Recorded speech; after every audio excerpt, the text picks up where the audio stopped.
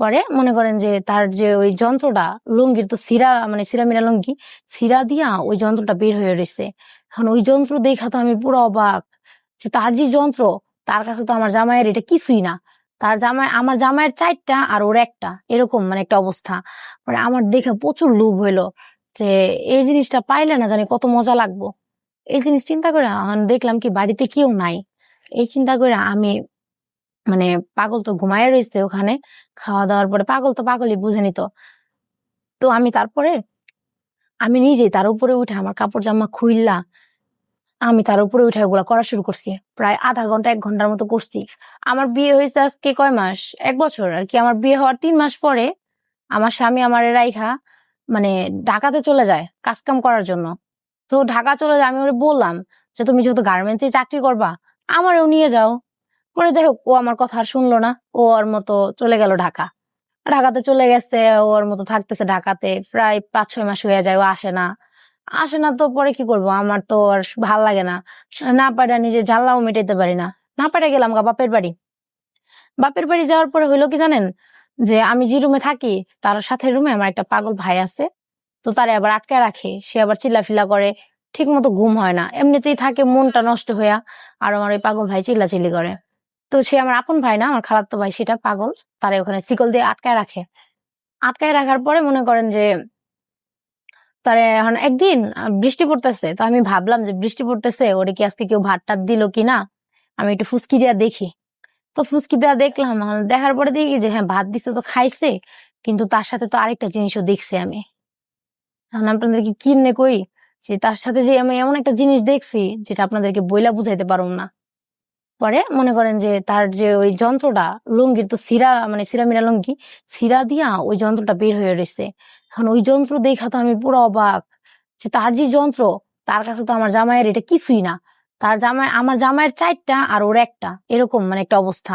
পরে আমার দেখে প্রচুর লোভ হইলো যে এই জিনিসটা পাইলে না জানি কত মজা লাগবো। এই জিনিস চিন্তা করে দেখলাম কি বাড়িতে কেউ নাই।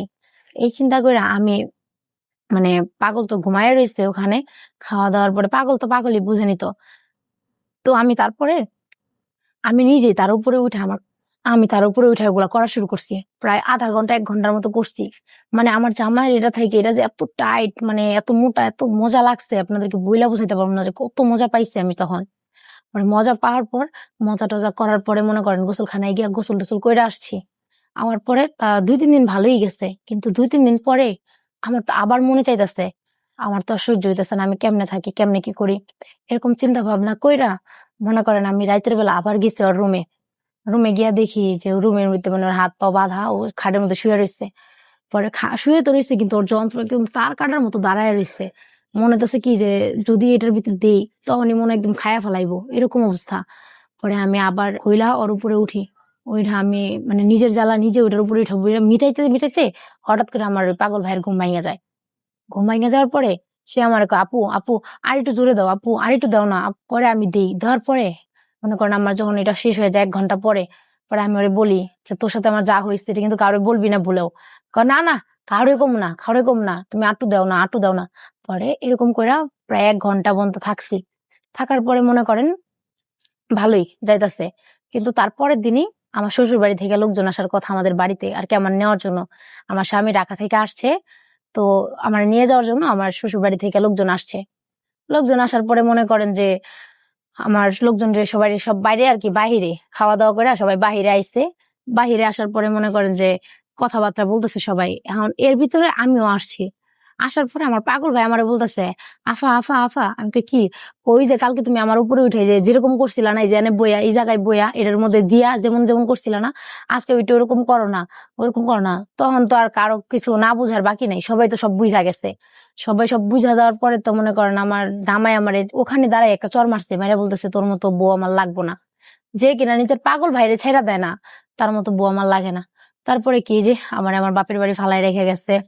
আর এখন তো আর আগের মতো পাগল দিয়েও মিটাইতে পারি না, কারণ পাগলটারে নিয়ে গেছে পাগলা গারোতে দেওয়ার জন্য। তো এখন এইভাবেই আছি। তো যদি কেউ আমার বিয়ে করতে চান, কমেন্ট বক্সের নিচে কমেন্ট করেন, আমি বিয়ে বসতে চাই।